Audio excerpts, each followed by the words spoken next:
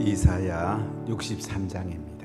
이사야 63장 1절부터 6절까지 우리 한 목소리로 봉독하겠습니다. 이사야 63장입니다. 에돔에서 오는 이 누구며 붉은 옷을 입고 보스라에서 오는 이는 누구냐? 그의 화려한 의복 큰 능력으로 걷는 이가 누구냐? 그는 나이니 공의를 말하는 이요 구원하는 능력을 가진 이니라. 어찌하여 내 의복이 붉으며 내 옷이 포도즙 털을 밟는 자 같으냐? 만민 가운데 나와 함께 한 자가 없이 내가 홀로 포도즙 털을 밟았는데 내가 노함으로 말미암아 무리를 밟았고 분함으로 말미암아 짓밟았으므로 그들의 선혈이 내 옷에 튀어 내 의복을 다 더럽혔음이니 이는 내 원수 갚는 날이 내 마음에 있고 내가 구속할 해가 왔으나 내가 본적 도와주는 자도 없고 붙들어 주는 자도 없으므로 이상하게 여겨 내 팔이 나를 구원하며 내 분이 나를 붙들었음이라. 내가 노함으로 말미암아 만민을 밟았으며 내가 분함으로 말미암아 그들을 취하게 하고 그들의 선혈이 땅에 쏟아지게 하였느니라. 아멘. 코로나가 온 세상을 덮고 있습니다. 사람들은 두려워하고 염려하기도 합니다. 그러나 가만히 코로나를 생각해 보면 코로나는 이전에 있었던 전염병보다도 두려워할 게 없습니다. 중세 시대는 흑사병이 돌아서 유럽 인구의 거의 3분의 1 정도가 죽을 정도로 수억이 죽었습니다. 10년, 100년 전에는 스페인 독감이 전 세상에 돌아서 5천만 명이 죽었습니다. 코로나19로 죽은 사람은 320만 명 좀 된다고 합니다. 그러니까 이전의 전염병보다 코로나는 큰 병이 아닙니다. 1년에 독감으로 죽던 사람들이 3천 명이었는데 코로나19로 죽은 사람이 훨씬 적습니다. 어떤 면에서 코로나는 독감의 일종이고 앞으로는 독감을 예방 주사 맞듯이 1년에 한 번씩 코로나 주사를 맞을 가능성이 굉장히 많습니다. 그러면 1년 반 정도 우리가 코로나를 경험하면서 깨닫는 게 뭡니까? 우리가 하나님의 음성을 듣느냐, 세상의 음성을 듣느냐. 그래서 잘 분별하는 게 중요합니다. 정치하는 사람은 코로나를 최대한 이용할 것입니다. 우리는 이보다 하나님의 음성을 듣는 것이 굉장히 중요해요. 코로나는 하나님의 심판의 성격도 있지만은 우리를 다시 신앙을 일깨우고 알곡과 가라지를 가르는 이런 성격도 있다고 생각이 됩니다. 그렇기 때문에 코로나에 매이지 말고 이제는 코로나로부터 자유합시다. 그리고 코로나를 두려워하지도 말고 낙심하지도 맙시다. 그리고 코로나 때문에 교회에 안 나오거나 기도하지 않거나 신앙에 게으르나 이렇게 하지도 맙시다. 코로나는 우리에게 핑계거리를 많이 가져다 주죠. 아이고 뭐 꼭 교회 나가야 됩니까? 집에 온라인으로 예배 드리고 있다고 하기도 하고 또 뭐 코로나 시간에 기도합니까? 코로나 끝나면 기도하면 되지요. 이렇게 말하는 사람도 혹간 있습니다. 그러나 우리는 하나님이 뭐라고 하는지 잘 들어봐야 돼요. 하나님의 음성이 뭘까? 저는 1년 반을 지나면서 처음에는 코로나를 잘 몰랐습니다. 뭐 어떤 사람이 자꾸 정부의 소리 들어야 안 되냐 자꾸 이런 사람도 많이 있었는데 이제 가만히 1년 반을 지나고 보니까 야, 하나님께서 뭐라고 말씀하는가 이게 중요하고 코로나를 통해서 하나님의 음성이 뭔가 이걸 잘 분별하는 게 중요합니다. 근래에 지금 정리하고 계속 제 마음에 담는 건 뭐냐면 코로나 함께 갈 거니까 코로나가 없을 때와 같이 똑같이 목회하자.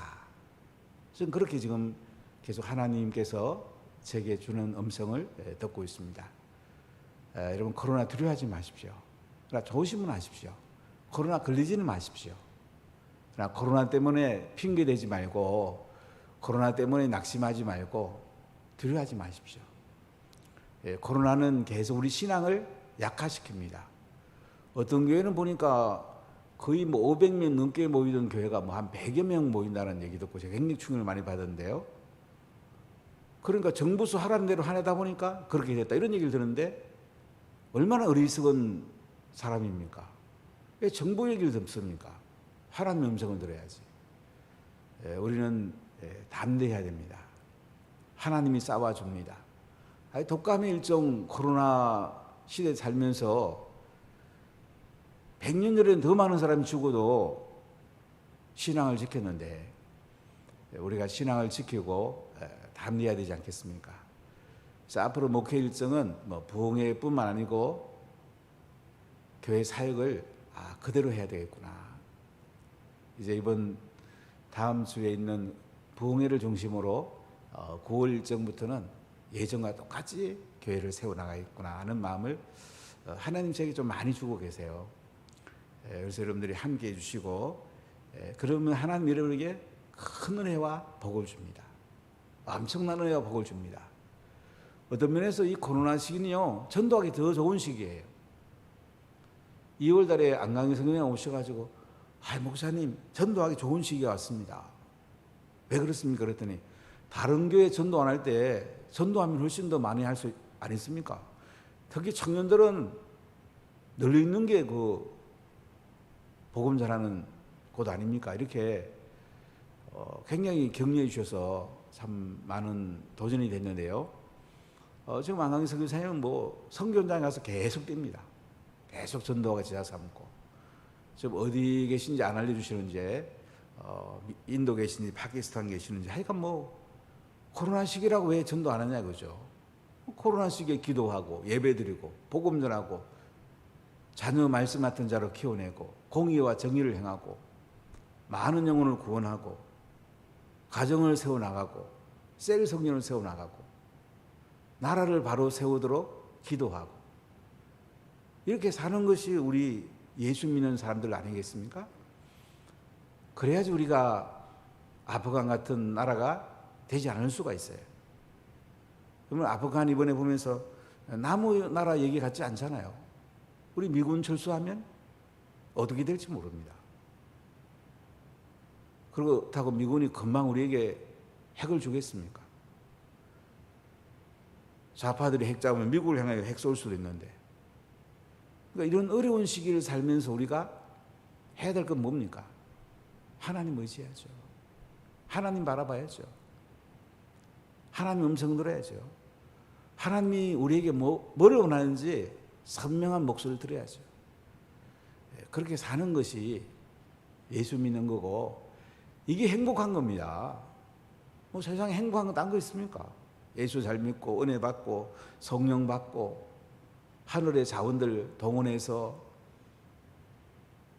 코로나 시기에도 승리하고 그래 사는 게 예수 믿는 거죠. 얼마나 큰 은혜입니까? 저는 이번에 정바울 선교사님을 통해서 참 감사했어요. 이런 살아있는 메시지 중동 선교사한테 듣기 쉽지 않습니다.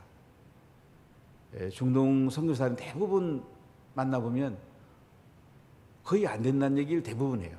복음 전해도 안 된다고. 그는 지역이 이슬람이기 때문에 그렇다. 이런 얘기 굉장히 많이 해요. 이번에 정바울 선교사님은 담대하게 그냥 치고 나가잖아요.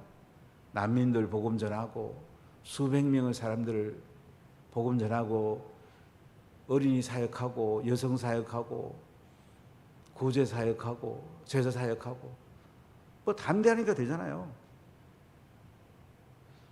두려울 게 뭐가 있겠습니까? 하나님은 우리와 함께 계신데 우리가 이사야서를 보면 유다 백성들이 하나님 말씀대로 안 살다가 미시파트와 째다가 하지 않다가 바벨론으로 잡혀갑니다.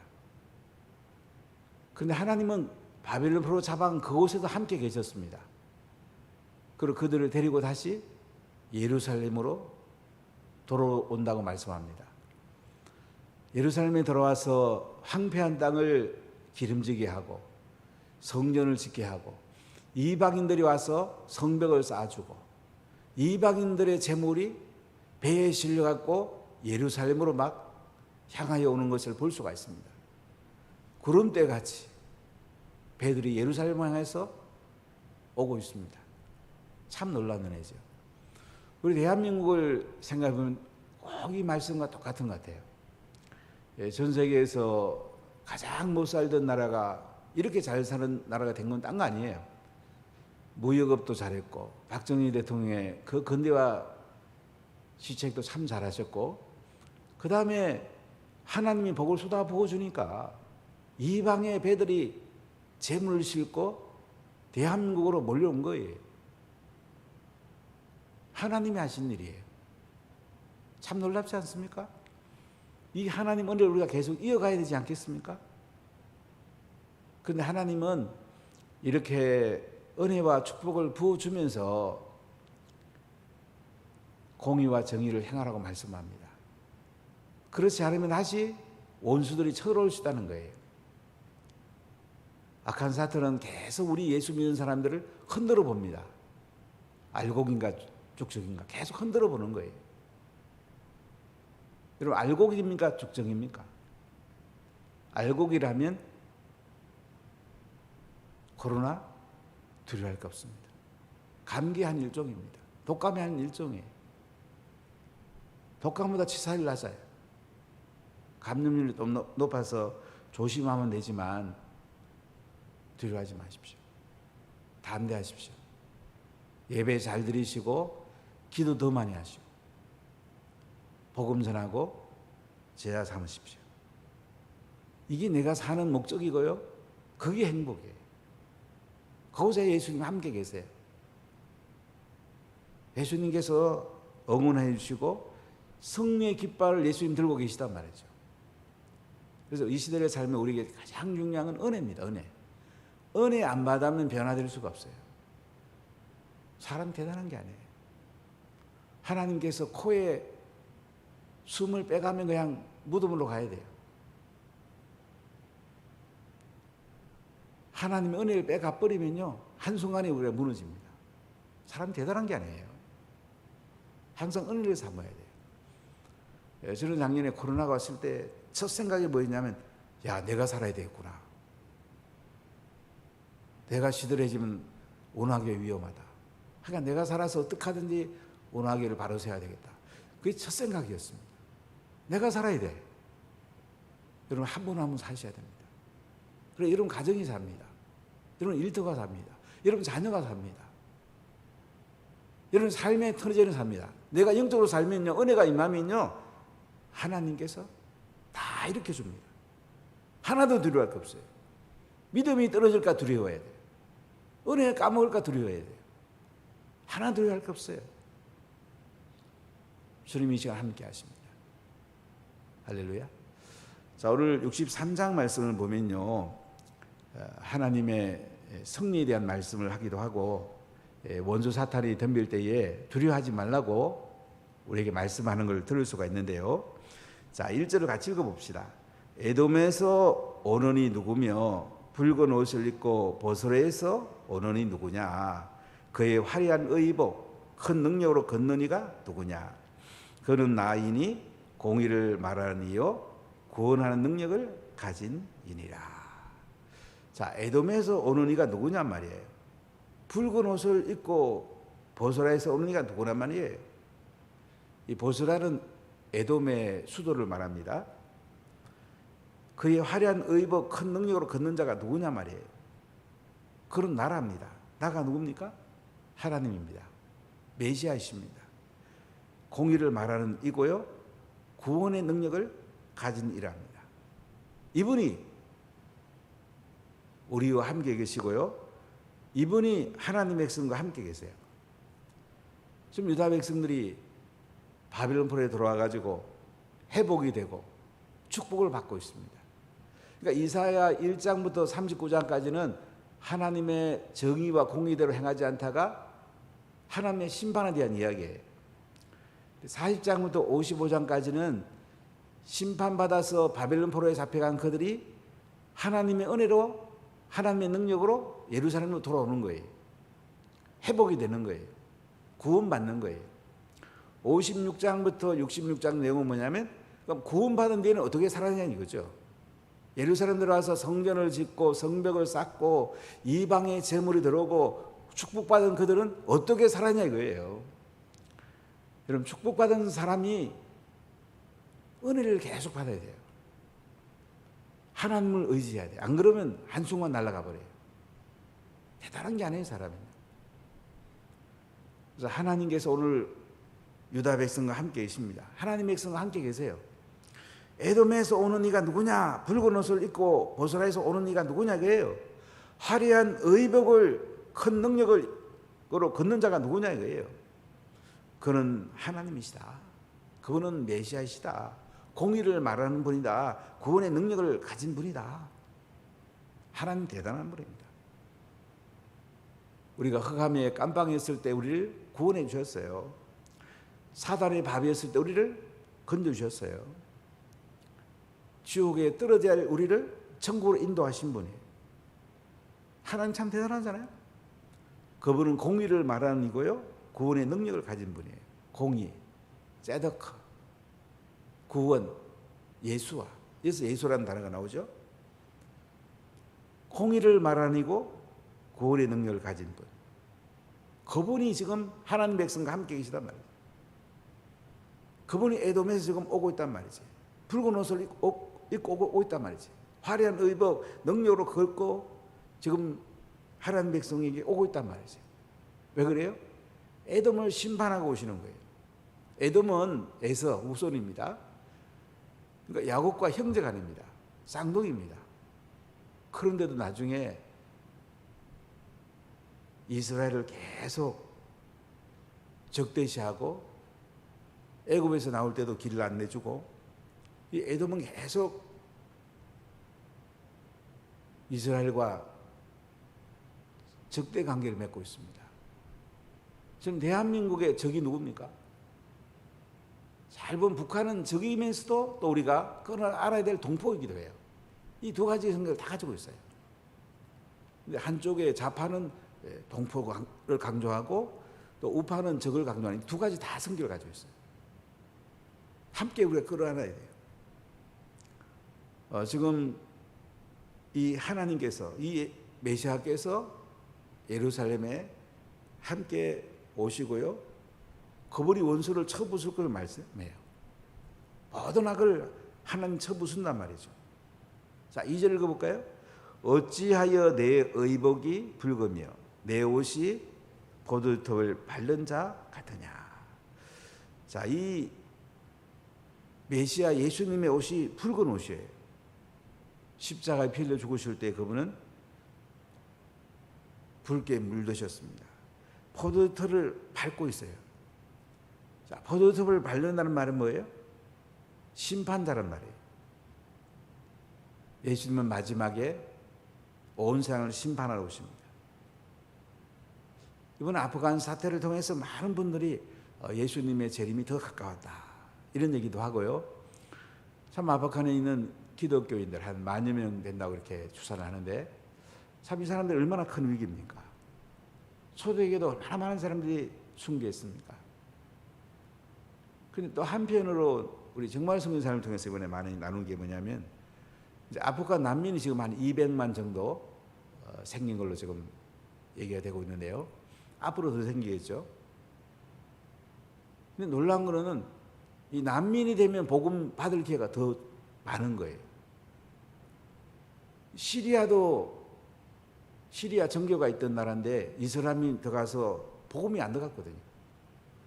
그러니까 레바논에 한 150만 정도, 그다음 터키에 한 300~400만, 또 로르단에 한 80만 정도.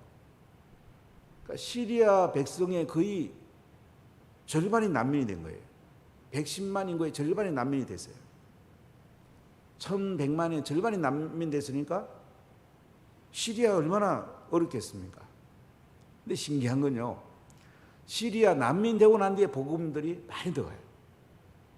난민들은 얼마나 살기 힘들어요. 어제 우리 그 난민촌 영상을 봤죠? 근데 신기한 건 그들에게 복음이 들어갈 수 있는 기회가 되는 거예요. 아프간 난민들이 이제 몇백만 생겨야 될 텐데 3,800만 인구의 이 바수민족이 한 1,800만 정도 되고 여러 소수 종족이 있는데 난민들에게 복음이 들어갈 수 있는 좋은 기회예요. 하나님이 지각판을 흔들어 놓는 거예요. 영적인 지각판을 흔들어 놓는 거예요. 한편은 하나님은 심판하면서 또 한편은 하나님께서 구원하는 것을 볼 수가 있습니다. 자, 3절 읽어볼까요? 만민 가운데 나와 함께한 자가 없이 내가 홀로 포도털을 밟았는데 내가 노함으로 말미암아 무리를 밟았고 분함으로 말미암아 짓밟았으므로 그들의 선혈이 내 옷에 튀며 내 의복을 다 더럽혔음이니. 자, 에돔이라는 그 원수를 메시아가 심판하면서 이 심판을 포도털을 밟았다 이렇게 표현하고 있어요. 노함으로 말미암아 무리를 밟았고 분함으로 말미암아 내 옷에 튀어 내 의복을 다 더럽혔다. 그래서 이 예수님께서 심판하시고 붉은 옷을 입고 오시는 장면을 볼 수가 있죠. 그렇습니다. 참 놀라운 것은요, 우리 힘으로 사단 못 이깁니다. 우리 힘으로 어떻게 원수를 이기겠어요? 십자가 예수님의 피를 죽으심으로 피가 낭자하게 돌아가셨고요. 사단의 원수를 예수님이 치셨습니다. 그리고 예수 믿게만 한 우리가 승리하는 이 놀라운 깃발을 우리가 예수님으로부터 받은 거예요. 여러분, 우리 대단한 사람들이에요. 그래서 우리 신약시대는 은혜 받는 걸 자꾸 사모해야 돼요. 예배 드리고 기도하고 그러면 날마다 승리할 수 있어요. 은혜가 안 임하면 날마다 진단 말이에요. 피곤하다고 기도 안 나오고 코로나 있다고 기도 안 하고 어렵다고 뭐 안 하고 이러다 보면요, 은혜가 임하지 않아요. 은혜가 임했다가 또 시들해져 버려요. 그럼 사단과의 전쟁에 우리가 이기기 어렵습니다. 코로나가 오든지 뭐 어려움이 오든지 질병이 오든지 뭐가 오더라도 하나님 붙들고 은혜를 사모하고 주님을 붙들면요, 주님 은혜를 부으시고 주님이 승리하게 합니다. 할렐루야. 주님이 승리하게. 여러분, 두려워할 거 없어요. 주님이 승리의 깃발을 내게 주는데 뭘 두려워합니까? 자, 4절 5절 같이 읽어볼까요?